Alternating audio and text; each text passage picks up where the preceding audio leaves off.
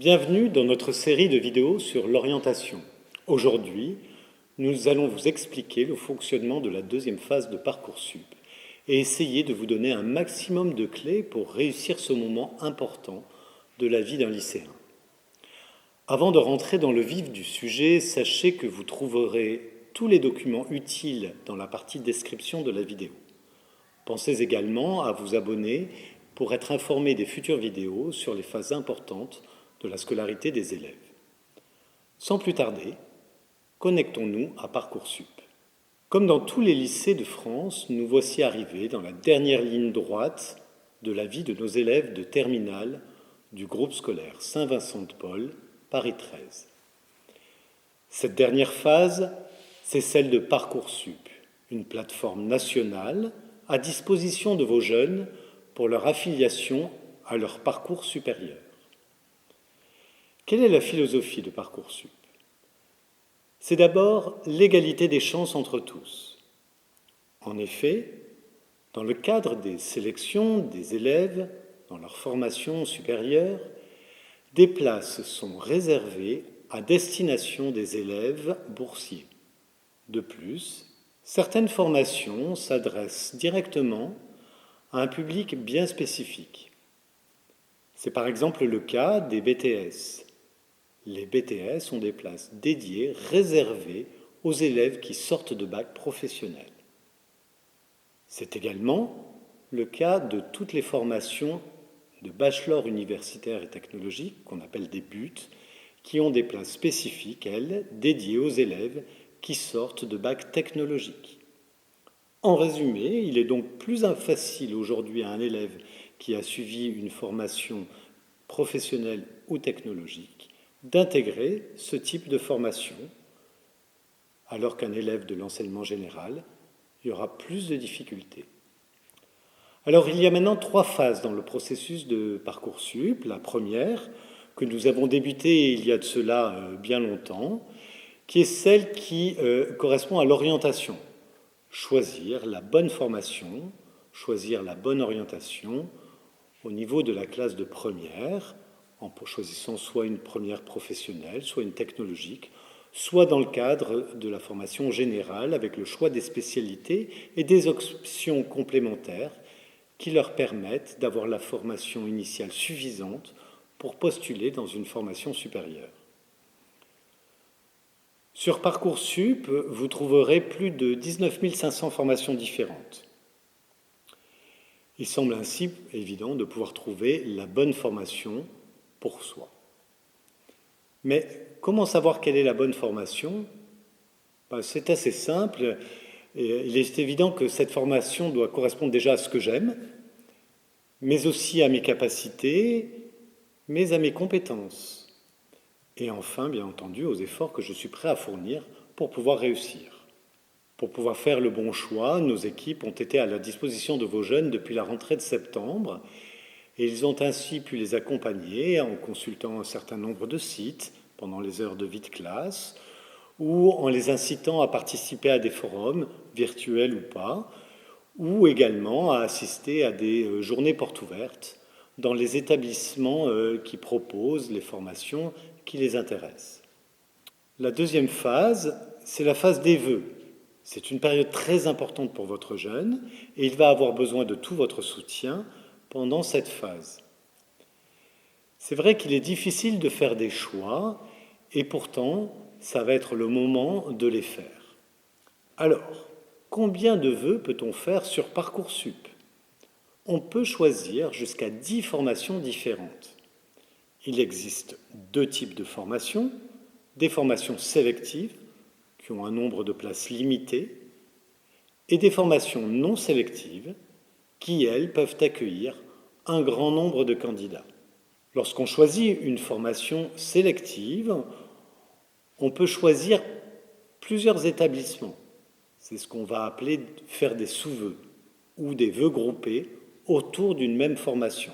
Un élève peut formuler jusqu'à 20 sous-vœux au total, ce qui fait que nous pouvons avoir jusqu'à 30 établissements différents dans le cadre de Parcoursup.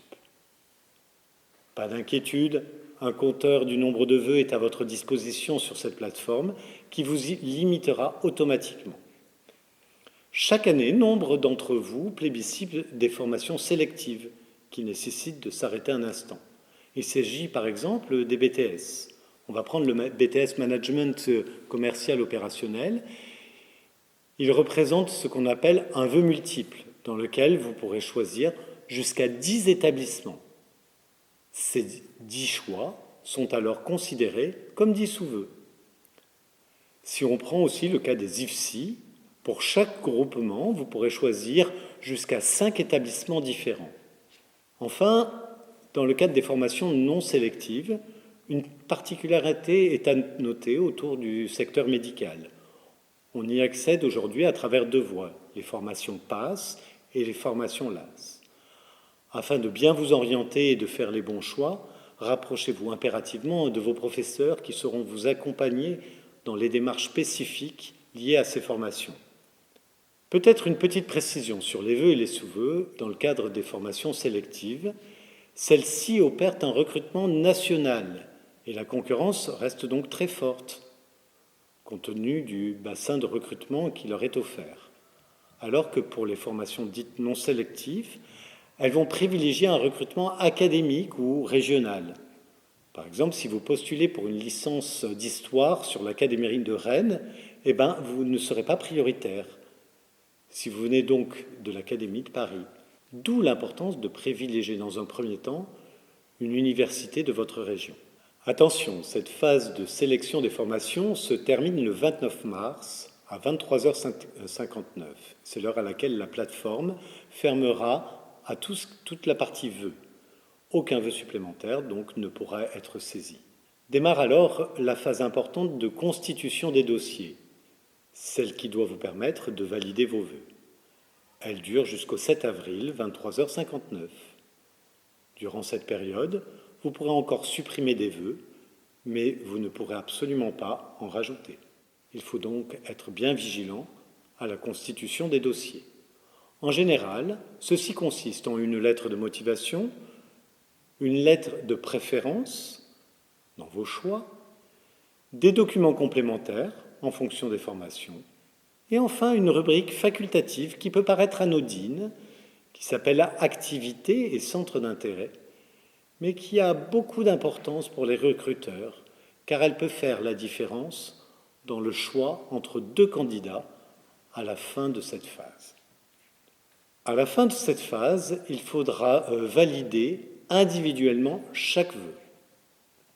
De notre côté, nous ne restons pas inactifs pendant cette période et l'équipe de direction ainsi que celle des professeurs vont faire remonter les bulletins scolaires dans Parcoursup en prenant en compte également les notes du bac de première et les épreuves de terminale en ce qui concerne les enseignements de spécialité. Ne soyez pas surpris, vous ne pourrez confirmer aucun vœu tant que cette phase de remontée des bulletins ne sera pas réalisée par nos équipes. C'est pourquoi nous nous lançons dès maintenant dans cette opération pour le premier trimestre et pour l'année de première. De plus, à la suite du conseil de classe du 2e trimestre, un certain nombre d'avis seront portés pour aiguiller les recruteurs dans leur choix des élèves. Ainsi, les professeurs donneront un avis sur chaque vœu des élèves et sur leur potentiel qu'il a à pouvoir réussir avec succès ou non la formation choisie. Cet avis se transforme dans ce qu'on appelle une fiche à venir qui est renseignée par le lycée et qui est versée dans le dossier de l'élève avec les notes, les moyennes de terminale et les appréciations des professeurs par discipline. Fait également mention de la position de l'élève dans la classe. Le professeur principal, lui, émettra une appréciation complémentaire sur les compétences transversales de l'élève. Et enfin, le chef d'établissement ou son délégué donnera un avis pour chaque vœu formulé par l'élève.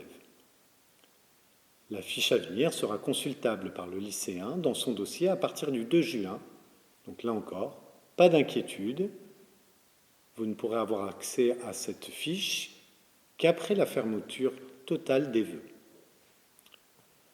Maintenant que cette phase des vœux est terminée, nous pouvons passer à la phase 3, qui est la dernière des phases, qui elle débutera le 2 juin. C'est celle d'acceptation des vœux, et il va falloir être bien vigilant, encore une fois, et je vous invite, vous, parents, à bien accompagner vos jeunes et à surveiller et à vérifier de façon fréquente ce qu'ils font afin de ne pas commettre d'erreurs. Globalement, la philosophie de cette phase est la suivante. Soit votre jeune va avoir un oui sur une formation et il pourra accepter ou mettre en attente ce vœu, ou même y renoncer, soit il est en attente d'une place dans les vœux formulés, soit il n'est retenu à aucune des formations auxquelles il a postulé. Pour certaines formations non sélectives, votre jeune pourrait avoir ce qu'on appelle un oui-si, c'est-à-dire un accompagnement complémentaire, un tutorat, une mise à niveau pour lui permettre d'accéder définitivement à cette formation. Alors, maintenant, comment répondre aux propositions d'admission ? Les propositions d'admission s'effectuent tout au long de la période, c'est-à-dire du 2 juin au 15 juillet. Au fur et à mesure que les candidats acceptent les offres qui leur sont faites, ils libèrent des formations et celles-ci sont immédiatement proposées à d'autres candidats en liste d'attente. D'où l'importance de bien jouer le jeu et de ne pas garder des formations qu'on ne souhaiterait pas faire. Le principe est alors le suivant. Vous obtenez un vœu ou plusieurs vœux, vous devez répondre oui à une seule de ces propositions. Toutes les autres disparaîtront. Pour les vœux pour lesquels vous avez une attente, vous pouvez les conserver. Alors, lorsque des places se libéreront, vous pourrez recevoir un avis favorable pour ces nouvelles formations. Et là, il vous faudra à nouveau démissionner des formations que vous aviez gardées et mettre un oui définitif. Un seul oui définitif est accepté par phase.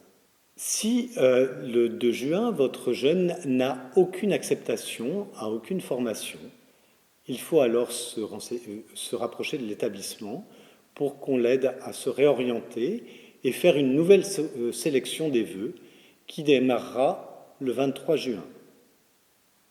Un dernier conseil, lorsque votre jeune va s'inscrire sur la plateforme Parcoursup, demandez-lui ses codes, définissez ensemble l'adresse mail qui correspondra à tous les échanges avec les universités ou les écoles choisies et renseignez bien vos numéros de téléphone pour pouvoir recevoir le SMS d'alerte et ne rater ainsi aucune date.